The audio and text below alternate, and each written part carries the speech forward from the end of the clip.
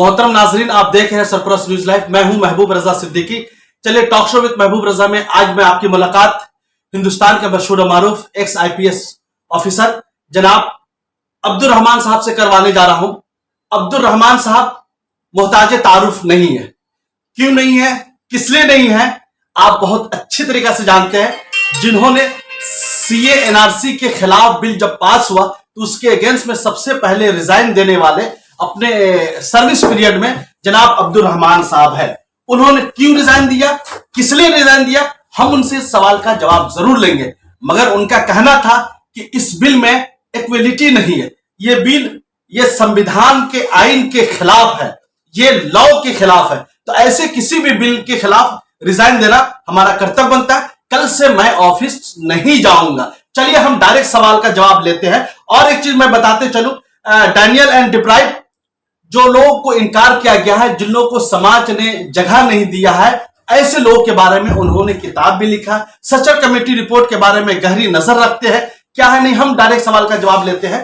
अब्दुल रहमान साहब, आपकी बहुत बड़ी खिदमत है। आप जो है एक अच्छे आईपीएस ऑफिसर के नाम पे अपने पीरियड सर्विस में जाने गए। कमोबेश 20-21 साल आपने गवर्नमेंट ऑफ इंडिया को सर्विस दिया। तो ऐसी सूरत हाल में आपने आखिर रिजाइन क्यों दिया था, किस लिए दिया था, इसकी कुछ खास वजूहत। हम डायरेक्ट इस सवाल का जवाब लेते हैं एक्स आईपीएस ऑफिसर आईजी जनाब अब्दुल रहमान साहब से। देखिए, 13 दिसंबर 2019 को जब मैंने रिजाइन किया था तो मैंने क्लियरली मेंशन किया था, आम लोगों के लिए मैंने जो लेटर लिखा था तो मैंने क्लियरली मेंशन किया था कि सीएए सिटीजनशिप अमेंडमेंट एक्ट 2019 ये भारत के संविधान के खिलाफ था, आर्टिकल 14, 25 के खिलाफ था और कहीं ना कहीं ये पूरी तरह से एक अनकॉन्स्टिट्यूशनल एक्ट लाया गया था। और जो भारत का जो कॉन्स्टिट्यूशन है उसके कुछ बेसिक फीचर्स हैं जी, जैसे सेकुलरिज्म है, इक्वालिटी बिफोर लॉ है, कुछ जो बेसिक फीचर्स हैं, कुछ बेसिक पिलर्स हैं जिन पे हमारा संविधान खड़ा है, उन पिलर्स को कहीं ना कहीं ये तोड़ रहा था। और हिंदुस्तान के नागरिक, खास करके मुसलमान, यहाँ के ओरिजिनल इनहेबिटेंट्स हैं, यहाँ के मूल निवासी हैं और उनके सिटीजनशिप पे डाउट क्रिएट करना, शक करना और एक तरह से उनको टारगेट करना और एक्ट में सारे कौमों को नाम को मेंशन करना और मुसलमानों के नाम को मेंशन नहीं करना, यह क्लियरली दिखा रहा था कि मजहब के आधार पर मुसलमानों के साथ नाइंसाफी हो रही थी। इसलिए मैंने रिजाइन किया था। मैंने लिखा था और मैंने ये भी लिखा था कि मुसलमानों के शहरियत पे, सिटीजनशिप पे एक तरफ तो शक किया जा रहा है और दूसरी तरफ जो कमजोर मुसलमान हैं, जो गरीब हैं, जिनके पास जमीनें नहीं है, जो अपना सिटीजनशिप प्रूव नहीं कर सकते, उनको कहीं ना कहीं कंपेल किया जा रहा है कि आप अपना मजहब बदल करके दूसरे मजहब में आ जाइए, आपको कंफर्टेबली सब चीज मिल जाएगा। तो ये पूरी तरह से एक गैर कानूनी, गैर आईनी ये एक्ट था और इसलिए मैंने एहतजाजन ये फैसला मैंने किया। देश के प्रधानमंत्री और यूपी के सीएम को एक बहुत अच्छा आपने नाम दिया था, एक मखसूस नाम के साथ याद करते हैं। मैं डायरेक्ट जानना चाहता हूं, सरप्लस के नाजरीन, उनके दर्शक को भी बताया जाए। एक को आपने ढोंगी बाबा कहा, दूसरा को योगी बाबा कहा, क्यों बोला, किस लिए बोले? हम डायरेक्ट इस सवाल का जवाब लेते हैं एक्स आईपीएस ऑफिसर जनाब अब्दुल रहमान साहब से। देखिए, ढोंगी तो पूरे देश के लोग कहते हैं, क्योंकि 2014 के पहले प्रधानमंत्री ने बहुत सारे देश से वादे किए थे। वादों को गिनाने का वक्त नहीं है, एक भी वादा प्राइम मिनिस्टर ने पूरा नहीं किया है और आज देश का क्या हाल है आपके सामने है। दूसरी बात यह है कि आदित्यनाथ, इनको योगी कहना एक तरह से योगी का अपमान है जी, जो एक स्टेट को लीड कर रहा हो और अपने सारे सिटीजन्स को अगर इक्वल ट्रीट नहीं करता हो, राजधर्म का पालन नहीं करता हो, तो उसको योगी कहना बेकार है। अगर जो योगी है उसमें नफरत नाम की चीज नहीं होती, उसमें किसी तरह का भेदभाव नहीं होता है और जिन पे वो राज करता है जो उनके प्रजा है सबको इक्वली वो ट्रीट करता है। लेकिन योगी आदित्यनाथ में यह दिखता नहीं है। योगी आदित्यनाथ एक एक्सट्रीमिस्ट लीडर है जो मजहब के आधार पर नफरत फैला करके राज करना चाहते हैं। आपकी सीए एनआरसी में बहुत सारे प्रोग्राम पूरे हिंदुस्तान में भी आ गया, स्पीच भी दिया, लोगों के जहन साजी भी की और लोगों को बताया कि इस बिल में क्या क्या जो है नुकसानदेह चीजें हैं, क्या क्या नुकसान होंगे आने वाले फ्यूचर को। आपने ये भी बताया कि सिर्फ इसमें मुसलमानों का नुकसान नहीं होगा, इसमें दलित समाज का होगा, इसमें पुअर तबके का होगा, इसमें जो है ट्राइब से जो लोग आते हैं उनका भी नुकसान होगा। तो इसकी खुद खास पॉइंट के ऊपर आप रोशनी डालिए। देखिए उस वक्त और यहाँ पर एक चीज और मैं सवाल का जवाब देता हूँ, क्या सीए एनआरसी खत्म हो चुका है या इसको ठंडा बस्ते में डाला जा चुका है वक्त की मुनासिबत से, या फिर कभी भी इसको जो है निकाला जा सकता देखिए सीए जब आया था है? जी तो ऐसा कहा जा रहा था कि आप क्रोनोलॉजी समझ लीजिए। जी जैसे कि क्रोनोलॉजी ऐसा था कि पहले एनआरसी किया जाएगा, पहले एनपीआर किया जाएगा, फिर एनआरसी किया जाएगा और एनआरसी के बाद सीए को अप्लाई किया जाएगा। सही, ठीक है, ऐसा मानना है कि सीए करने के पहले एनआरसी होगा। अब आप बताइए इस देश में कुछ ऐसे ट्राइब्स हैं, नोमैडिक ट्राइब्स हैं जो घूमते रहते हैं, यानी उनका कोई खेत नहीं है, कोई खलिहान नहीं है, कोई घर नहीं है, उनके पास जमीनें नहीं है। कुछ शेड्यूल्ड कास्ट और कुछ ट्राइब्स हैं जी जिनके अपने नाम में जमीन का पट्टा नहीं है। कुछ जो शेड्यूल्ड उसको हम कास्ट लोग खाना बदोश भी, हाँ हाँ, कुछ जो शेड्यूल्ड कास्ट हैं जिनके पास जमीनें ही नहीं है, लैंडलेस है वो। जी कुछ फॉरवर्ड कास्ट में भी लोग हैं जो लैंडलेस हैं, ओबीसी में लैंडलेस हैं, मुसलमानों में भी लैंडलेस हैं। ऐसा कहा जाता है कि भाई आपके आधार कार्ड को नहीं माना जाएगा, आपके स्कूल के सर्टिफिकेट्स को नहीं माना जाएगा, पासपोर्ट को नहीं माना जाएगा, आपके पैन कार्ड को नहीं माना जाएगा, जमीन के कागजात को माना जाएगा। अब मुझे बताइए, आप रिपोर्ट निकाल करके देख लीजिए, भारत में कुछ परसेंटेज है, मुझे याद नहीं है, 15 to 20% ऐसा पॉपुलेशन है जिनके पास जमीन ही नहीं है। कुछ भी तो नहीं है, कागजात तो दूर है, वो अपना सिटीजनशिप कैसे दिखाएंगे।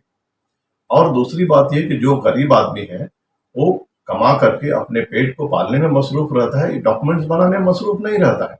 तो ये जो बिल लाया गया था यह पूरी तरह से scheduled caste, scheduled tribe, OBC, खाना बदोश जो नोमैडिक ट्राइब्स हैं, इसको पूरी तरह से तंग करने के लिए लाया गया था और ये बताने के लिए लाया गया था कि मुसलमानों के साथ साथ आपको भी सेकेंड क्लास सिटीजन की तरफ ट्रीट किया जाएगा। मनुस्मृति के बारे में आप बहुत बातें करते हैं, एक उसके ऊपर बहुत बड़े पैमाने पर आप रोशनी भी डालते हैं। ये लोग नारी सशक्तिकरण की बात करते हैं, बेटी बचाओ बेटी पढ़ाओ की बात करते हैं, मगर ओरिजिनल पर इस पर अमल नहीं करते हैं। आप बोलते हैं कि अगर तुम्हें इंसाफ देना है तो ज़किया जाफरी को दो, तुम्हें इंसाफ देना है तो आसिफा को दो, इस किस्म की बातें। दलित की जो लड़की यूपी में सिंगर ने जो बलात्कार करके मार दिया, इसकी बातें करते हैं। मगर क्या लगता है कि वाकई में ये लोग नारी सशक्तिकरण की सिर्फ बोली बोलते हैं या मनुस्मृति पर ये लोग अमल दरामद करते हैं? डायरेक्ट इस सवाल का जवाब लेते हैं एक्स आईपीएस ऑफिसर जनाब अब्दुर्रहमान साहब से। देखिए, सही राजा वही रहता है जी जो अपने सारे नागरिकों को इक्वली ट्रीट करे, चाहे वो गरीब हो, अमीर हो, किसी भी जाति का हो, किसी भी मजहब का हो। अगर उसे तकलीफ होती है तो सरकार को उसे इंसाफ देनी चाहिए। उसी तरह से औरतें जो है किसी भी जात, किसी भी मजहब, किसी भी धन, किसी से तबके से आती हो, अगर उन पे किसी तरह का कोई एट्रोसिटी होता है, कोई अत्याचार होता है तो सरकार को इक्वली उनको ट्रीट करना चाहिए। लेकिन हाल में मैंने देखा है कि जैसे हाथरस का मामला हुआ, आसिफा का मामला हुआ, या और भी मामले आपके साथ हैं, गवर्नमेंट का जिस तरह से टुलमुल रवैया रहा है इंसाफ दिलाने में, ये बहुत ही एक अफसोसनाक है। और इनका जो नारा है बेटी बेटी पढ़ाओ और बेटी बढ़ाओ, बचाओ और बेटी पढ़ाओ, यह पूरी तरह से एक ढोंग है और पूरी तरह से एक जुमला है। इस पे इन लोगों ने कुछ भी काम नहीं किया है। मैं यह कहना चाहता हूँ कि आप मुसलमानों के जो सेक्स रेशियो है, यानी 1000 मर्दों के ऊपर कितनी औरतें हैं, 951 औरतें हैं, और हिंदू मजहब में 1000 पुरुषों के ऊपर 939 या 939 औरतें हैं, यानी 12 का डिफरेंस है। मैं कहना चाहता हूँ कि बेटी बचाओ और बेटी पढ़ाओ अगर आपको करना है तो सबसे पहले अपने मजहब में जाकर के आप अवेयरनेस क्रिएट कीजिए कि भाई अगर एक बेटी हो गई है और दूसरी बेटी आने वाली है तो उसको सोनोग्राफी करके मत मारो। दहेज के नाम पे औरतों को मत मारो। तिलक के नाम पे। हाँ, ट्राइबल्स और जो शेड्यूल कास्ट हैं या बाकी जो गरीब की औरतें हैं उनको बलात्कार करके मत मारो, उनको ट्रीट करो, उनको प्रिजर्व करो। देश की हालत फिनेंशियली माशी एतबार से देश बीमार हो चुका है, देश की अर्थव्यवस्था चरमरा चुकी है। तो ऐसी सूरत हाल में देश का किसान, देश का अन्नदाता, देश का समझिए कि सब कुछ माए बाप, ये एग्रीकल्चर कंट्री है, एक जरी मुल्क है। ऐसे मुल्क में कमोबेश 1 साल से ज्यादा हो चुके हैं, किसान रास्ते पे खड़ा है। इसके बारे में आप क्या कहना चाहते हैं? क्या ये सही हो रहा है या गलत हो रहा है? डायरेक्ट इस सवाल का जवाब लेते हैं एक्स आईपीएस ऑफिसर जनाब अब्दुल रहमान साहब से। देखिए, किसान हमारे अन्नदाता है जी। मैं भी किसान का बेटा हूँ जी। और भारत एक कृषि प्रधान देश है और मुझे लगता है कि 70% आबादी जो है भारत की वो गांव में रहती है। एग्रीकल्चर से जुड़ी। हाँ, गांव में रहती है। जी। और जो गांव में जो लोग रहते हैं उसमें मेजॉरिटी यानी 80% लोग जो है खेत में काम करते हैं। बिल्कुल। या तो खेती करते हैं या खेती से रिलेटेड जो काम है, जैसे वहां पे मजदूर की तरह काम करते हैं, जानवर पालते हैं, यानी खेती से एसोसिएटेड जो काम है उसको करते हैं। तो जब इतनी बड़ी आबादी जब खेती पे डिपेंडेंट है और खुद खेती करती है और 3 काले कानून आए, अगर हमारे किसानों को एतराज है तो सरकार को बैठ करके बात करनी चाहिए किसानों से। और किसानों ने अगर कह दिया कि ये काले कानून है, ये हमारे हितों के खिलाफ है, ये हमारे हक में नहीं है, हमारे फायदे में नहीं है, तो सरकार को इमीडिएटली इसको वापस ले लेना चाहिए। हुजूर, बहुत अच्छी बात की तरफ आपने इशारा किया है कि जिसके लिए कानून बनाया गया, अगर वो कानून उनको ही पसंद नहीं है, अगर हमने घर में किसी के लिए खाना बनाया, वो हमारे मेहमान आ रहे हैं, उन्होंने बोले ये चीज मैं नहीं खाऊंगा, तो फिर वो खाना बेकार हो जाता है। अगर किसानों के लिए कानून बनाएगा, उसकी बेहतरी के लिए, उसके अपलिफ्टमेंट के लिए, तो किसान बोल रहे हैं कि भाई इससे जो हमारे जो समझिए गर्दन के ऊपर छुरी चल जाएगा और पूरी अनाज वगैरह सिस्टम का जो है कॉर्पोरेट के हजरात के चक्कर में चला जाएगा। तो क्या नहीं लगता है कि देश के प्रधानमंत्री सिर्फ देश को जो है कुछ लोगों के हाथों में यरगमाल बना करके बेच देना चाहते हैं? क्या है नहीं है, हम डायरेक्ट इस सवाल का जवाब देते हैं। देखिए, ये सारी बातें पूरा देश देख रहा है जी कि मोनेटाइजेशन के नाम पे रेलवेज हो, कुछ पब्लिक सेक्टर अंडरटेकिंग्स हो, LIC है, पेट्रोल पंप PSUs हैं, इनको बेचने की तैयारी हो रही है। जहां तक किसानों का सवाल है, किसान, मैंने कहा कि यहाँ की एक बहुत बड़ी आबादी एग्रीकल्चर में बिलीव करती है, ये शामिल है और उस पर डिपेंडेंट भी है। अगर किसान कहते हैं कि हमारे हित में नहीं है, और ये 3 काले कानून आप लोगों ने देखा ये किस तरह से ये हमारे खिलाफ है। और जहां तक एक फेडरल स्ट्रक्चर में जो सब्जेक्ट से ऊपर बटे हुए हैं, मेजॉरिटी ऑफ सब्जेक्ट्स जो है, बड़े बड़े जो चीजें हैं वो सेंट्रल गवर्नमेंट के हाथ में है, कुछ स्टेट गवर्नमेंट के हाथ में है, कुछ कंकरेंट लिस्ट में है जिसपे दोनों ही मिलकर के कानून बना सकते हैं। अभी तक हमने जो फेडरल स्ट्रक्चर जो भारत में देखा है कि जो एग्रीकल्चरल है, जो कृषि है, जो ज़राअत है, इसमें ज्यादातर कानूनें सरकारें, राज्य सरकारें बनाती हैं। तो मुझे लगता है कि सेंट्रल गवर्नमेंट को ये जो सब्जेक्ट है ये राज्य सरकारों को दे देना चाहिए, उनको डील करने के लिए दे देना चाहिए। राज्य सरकारें किसानों के साथ मिल बैठकर अगर उनको कोई दिक्कत है तो कानून लाने की सबसे पहले तो ये देखना पड़ेगा कि कानून लाने की जरूरत है। अगर जरूरत है तो राज्य सरकारें लोकल सिचुएशंस, लोकल नीड को देख करके किसानों से बात करके कानून लाएं। अगर कानून की जरूरत नहीं है तो कानून नहीं लाएं। एक इंपॉर्टेंट सवाल हुजूर लेते हैं राष्ट्रवाद के ऊपर। एक गांधी जी का राष्ट्रवाद है, आम इंसानों का राष्ट्रवाद है, देश से जो लोग प्रेम करते हैं उनका राष्ट्रवाद है। दूसरा जो राष्ट्रवाद है वो समझिए कि गोडसे का राष्ट्रवाद है, वो आरएसएस का राष्ट्रवाद है। तो मैं एक चीज जानना चाहता हूं, जहां पर ये गांधी का देश है, सुभाष चंद्र बोस का देश है, मौलाना अबुल कलाम आजाद का देश है, हजरत मोहानी का देश है, ऐसी सूरत हाल में सब लोग एक दूसरे के लिए आजादी की लड़ाई में पेशते, सबका मकसद है देश को आजादी दिलाएंगे ताकि हम लोग मिल बैठ के सब एक साथ रहेंगे। मगर जिस तरीका से हिंदुस्तान की सरजमीन में कुछ फिरका परस्त लोग या कुछ फिरका परस्त अनासुर जो जहर घोलने की कोशिश की जा रही, क्या नहीं लगता है कि देश की मिट्टी के, देश के इतिहाद को, गांधी के देश को, मौलाना आजाद के देश को, सुभाष चंद्र बोस के देश की मिट्टी को, उसके रूप तकलीफ पहुंचाने का काम कर रहा है। क्या वजूहात है, नहीं है, हम डायरेक्ट इस सवाल का जवाब लेते हैं एक्स आईपीएस ऑफिसर जनाब अब्दुल रहमान साहब से। देखिए, आपने सही कहा, ये देश जो है महात्मा गांधी का है और सिटीजनशिप के लिए, नेशनलिज्म के लिए जी महात्मा गांधी ने जो बातें कही है हमें उन पे चलना है। हम किसी और के थियरी और किसी और के कहने पे हमें नहीं चलना है। जहां तक बात है कि नेशनलिज्म की बात, मैं यह कहना चाहता हूं कि हमारे भारत की बाउंड्री में रहने वाला हर एक आदमी यहाँ का सिटीजन है, यहाँ का ऑनरेबल नागरिक है। दूसरी बात है कि राष्ट्रवाद को डिफाइन करने का अभी तक किसी ने डिफाइन नहीं किया है जी और खास करके हमारा जो राष्ट्रवाद है वो सेकुलर चीजों से जुड़ा हुआ है। हम इसको कम्युनल नहीं कर सकते, हम किसी एक खास मजहब से इसको जोड़ करके नहीं देख सकते हैं। अगर खास एक मजहब से जोड़ करके राष्ट्रवाद को देखा जाएगा तो भाई क्रिश्चियंस भी यहाँ के एंटी नेशनल हो जाएंगे, यहाँ पे जो जैन है वो एंटी नेशनल हो जाएंगे, मुसलमान एंटी नेशनल हो जाएंगे। मेरा यह मानना है कि हमारा जो देश है यह सेकुलर देश है और यहाँ का राष्ट्रवाद किसी एक मजहब से जुड़ा नहीं है और यहाँ के सभी मजहब के मानने वाले इस मिट्टी से, इस देश से बहुत ज्यादा प्यार करते हैं और इस देश को बनाने में सब आदमी का इक्वल योगदान है। मैं यह कहना चाहता हूं कि आपने किसानों की बात की, मैं पूछना चाहता हूं कि इस देश में सबसे बड़ा राष्ट्रवादी कौन है? मैं मानता हूं कि सुबह 4 बजे उठ करके अपने खेत में जा करके शाम तक काम करने वाला, धूप में पकने वाला, धूप ठंडी बरसात में काम करने वाला, अन्न उपजाने वाला और दूसरों को खिलाने वाला, मुझे लगता है कि इस देश के सबसे बड़े अगर राष्ट्रवादी हैं तो हमारे किसान हैं। आखिरी सवाल हुजूर लेते हैं कि आपने जो हुजूर बीच में ही इस सर्विस को छोड़ दिया, इसकी क्या वजह?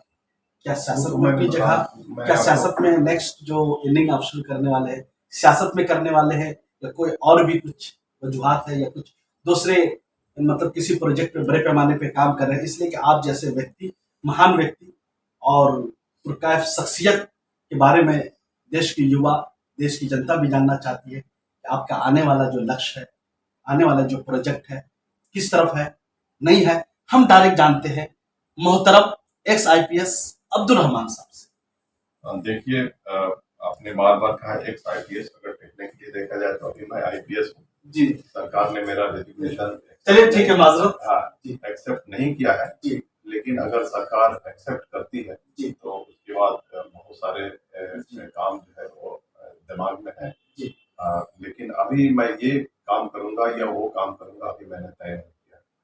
सियासत में लोग ये भी सोच रहे हैं कि आप सियासत, देखिए अभी इस तरह का कोई इरादा नहीं है, जब सारी चीजें क्लियर हो जाएंगी तो देखा जाएगा। देश के नौजवानों को क्या संदेश देना चाहते हैं? देखिए, देश के नौजवानों से यही संदेश है कि फिट रहिए और देश के लिए जो भी काम है वो कीजिए। अगर आप पढ़ाई करते हैं तो अच्छी पढ़ाई कीजिए, नौकरी करते हैं तो अच्छी नौकरी कीजिए, तिजारत करते हैं तो तिजारत कीजिए, बिजनेस करते हैं तो बिजनेस कीजिए, सारी चीजें कीजिए, यानी देश के निर्माण में अपना योगदान दीजिए। हर आदमी एक छोटा योगदान देता है तभी जा करके एक बड़ी इमारत बनती है।